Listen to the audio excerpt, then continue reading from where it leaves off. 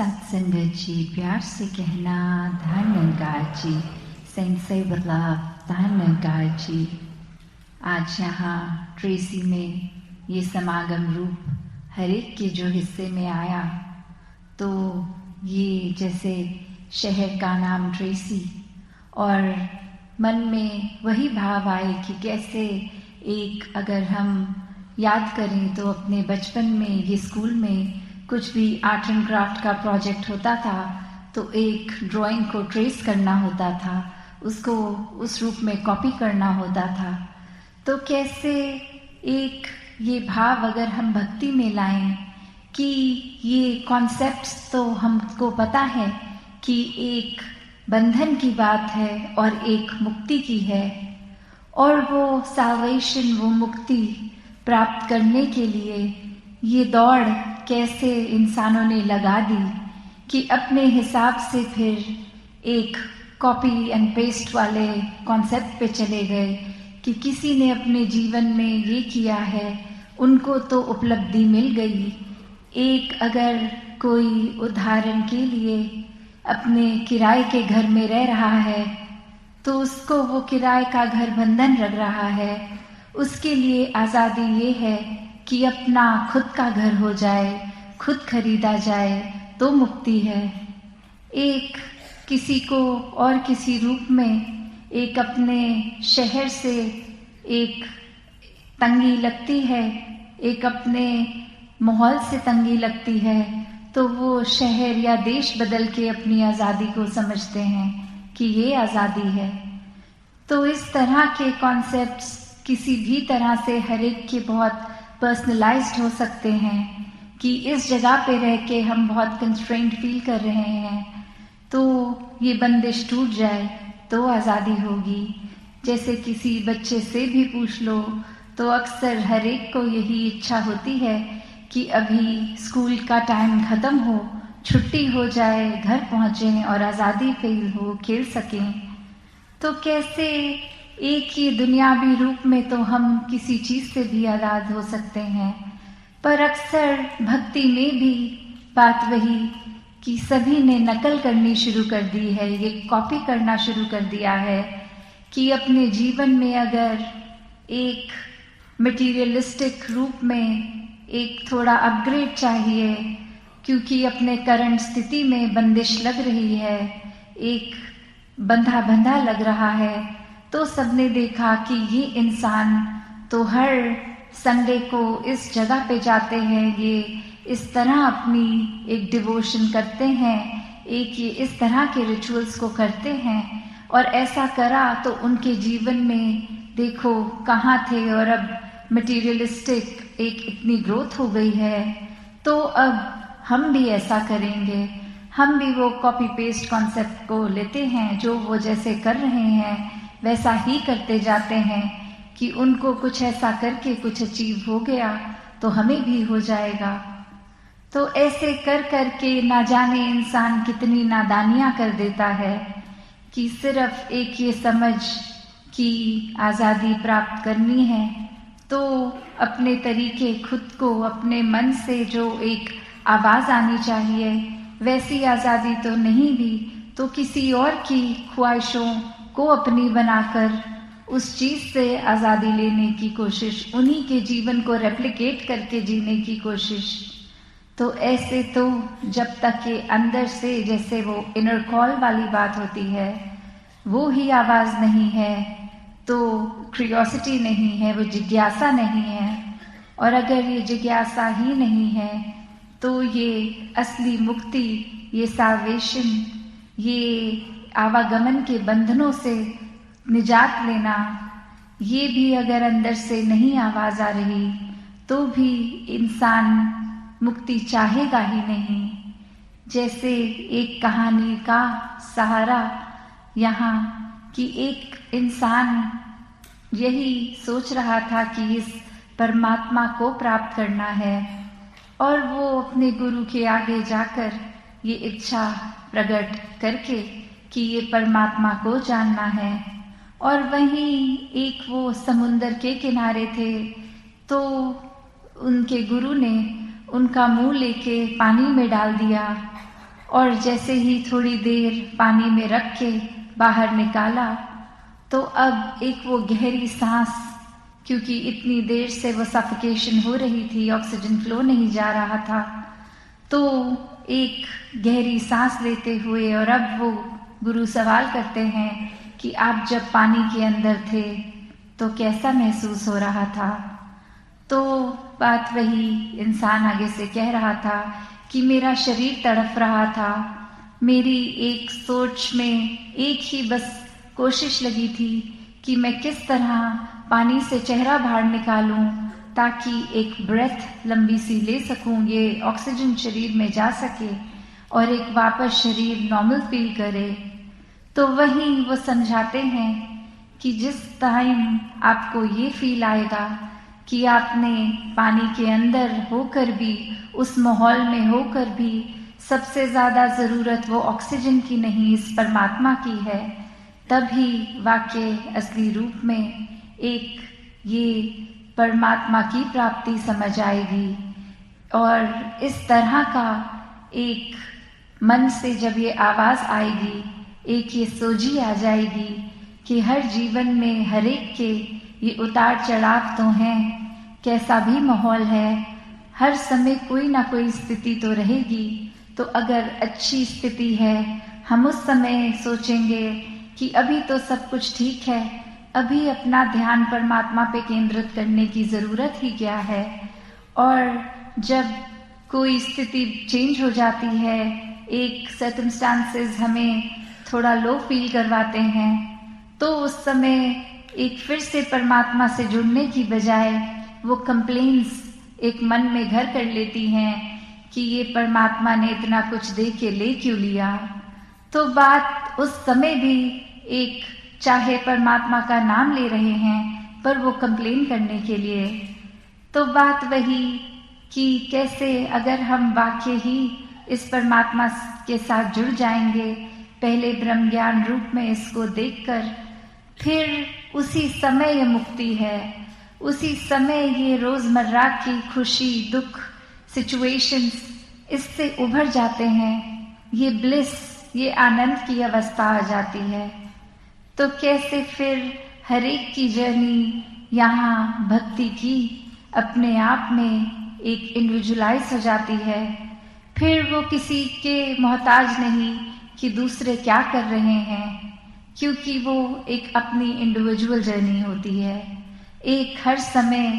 एक किस तरह से ये सेवा सुमिरन सत्संग तो बहुत सहायक होते हैं इस परमात्मा के साथ कनेक्टेड रहने के लिए, पर फिर भी एक जो जीवन के हर पहलू में कि एक ये ऑब्वियस सी बात है कि अगर हम स्कूल में हैं, ऑफिस में हैं, कोई काम कर रहे हैं, तो उस समय तो हम संगत में नहीं हो सकते। एक संगत के निर्धारित टाइम पे ही संगत में हो सकते हैं। तो फिर एक और तरीका, ये सुमिरन रूप तो कहीं पे भी किया जा सकता है, ये एक समय से बंधा हुआ नहीं। इस निराकार से जुड़कर इस मुक्ति को जो एक ब्रह्म ज्ञान से प्राप्त किया, एक इस मुक्ति को हर पल जिया जा सकता है। फिर चाहे वो सिचुएशन स्ट्रेसफुल हो या वो बहुत ही हैप्पी मोमेंट हो, हर समय ही ये मन आजाद है, क्योंकि एक बात वही कि परिस्थितियों ने आते रहना है, चेंज होते रहना है। ये मन हमारा इटर्नली स्टेबलाइज्ड, ये स्थिरता मन की, ये फिर एक कायम रहती है। उसी तरह जैसे कोई पेड़ को अगर एक बिना हवा का दिन देखेंगे तो उसके पत्ते तक नहीं हिल रहे होंगे और वो अपनी जगह पे कायम दायम रहेगा। और वहीं एक तूफान आ रहा हो, वो ब्रांचेस भी हिल रही हों, वो पत्ते भी हिल रहे हों, हवा से सारे फ्रूट्स भी गिर गए हों पेड़ के, तो भी वो पेड़ अपनी जगह पर ही खड़ा है, क्योंकि उसकी रूट स्थिर हैं। वो असर परिस्थिति का सिर्फ उसकी एक ब्रांचेस और लीव्स तक ही है। तो ऐसे ही अपने मन को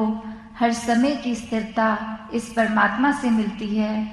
और यही ब्रह्म ज्ञान का सहारा लेकर, ये सिर्फ स्थिरता या सहजता की बात नहीं है,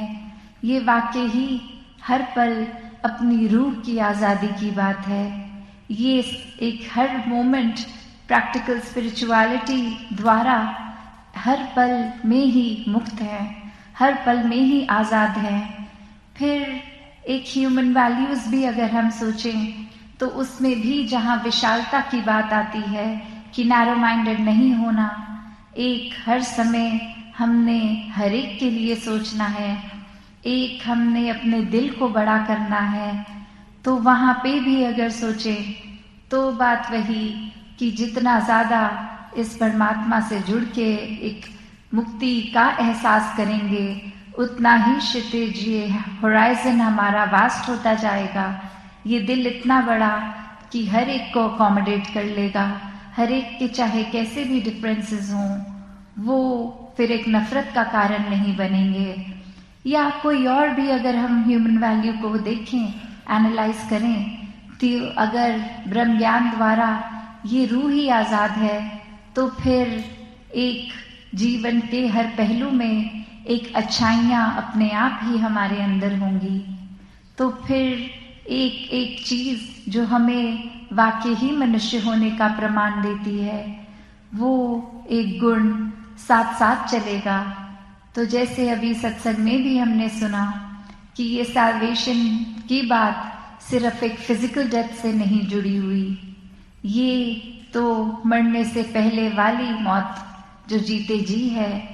कि कैसे हर पल जब इस परमात्मा में है, सच के साथ जुड़े हैं, तो फिर सिर्फ ये सच ही सच है, बाकी तो सब कुछ झूठ है। सब बदल जाएगा समय के साथ, ना वो लोग आसपास रहेंगे, ना वो सिचुएशन, ना कुछ और।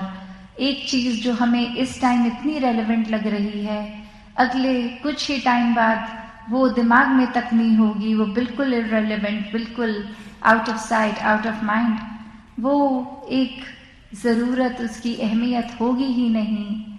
तो कैसे एक अपने जीवन को हर कोई जीते जी मुक्त कर ले, वही जीवन का उद्देश्य है। क्योंकि ये सांसारिक माया फिर बंधनों में डालती है।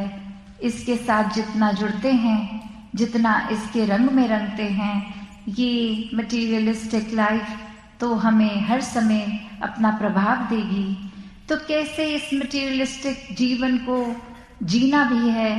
ये सामान, साधन, ये सब एंजॉय भी करना है, पर इनके वश में नहीं होना, इनको हमें अपने ऊपर कंट्रोल नहीं करने देना। सिर्फ वो ज़रूरत डिटैच्ड अटैचमेंट वाली कि जब हमें कोई सामान की ज़रूरत है तो हमने घर की एक वो गर्मी है तो एयर कंडीशनर, एक फैन रूफ ऑन कर लिया, ठंडी हवा लगी। पर जब पीक विंटर्स में स्नो पड़ रही है तो उस चीज़ की अहमियत भी नहीं होगी। तो बात वही कि हमें जहाँ इस निराकार से जुड़ेंगे तो हर समय की ही ज़रूरत ये हो जाएगा। फिर एक और चीज़ मैटर ही नहीं करेगी क्या हो रहा है क्या नहीं, क्योंकि फोकस सिर्फ अपने आप को ठीक रखने का होगा। और यही संदेश युगों युगों से संतों ने दिया है। और आज ये इस मुक्ति पर रूप में एक जो भी मिशन के, चाहे वो गुरुओं की बात है, चाहे वो महापुरुषों की बात है, चाहे वो राजमाता जी की बात हो, सदगुरु माता सविंदर जी की बात हो, वो चाहे अन्य ये भक्तों की बात हो, सभी ने पहले खुद इस निराकार को अपने जीवन का आधार बनाया और फिर अपने जीवन को इसी पे चलाया। और वही फिर की जीवन भर इसको हर समय इसके रंग में ढल गए, इसी को अपने अंदर बसा लिया और फिर ये जीवन हर पल का बिल्कुल आज़ाद मुक्त होके चले। फिर वही वो बात आ जाती है, ये अपने आप ही ये फियरलेसनेस भी आ जाती है कि जब कोई डर ही नहीं, ये परमात्मा